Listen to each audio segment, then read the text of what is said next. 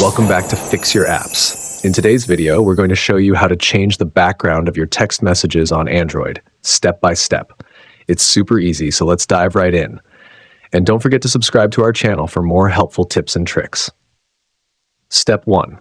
First, open your messaging app. This could be the default Messages app or any other messaging app you use.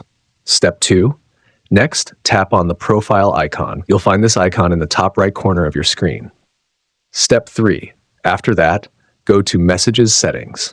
This will open up a list of options you can customize. Then click on General. Step 4. Now, tap on the Choose Theme option. This is where you can change the appearance of your text message background. Step 5. Here you can select either the light or dark background. Light will give you a bright, clean look, while dark is perfect for those who prefer a darker theme. Step 6. Once you've made your choice, tap OK to apply the changes. Step 7. Finally, go back to your messages and open any conversation. You'll immediately see the updated background. And that's it. It's that simple to change your text message background on Android. Thanks for watching, and see you in the next one.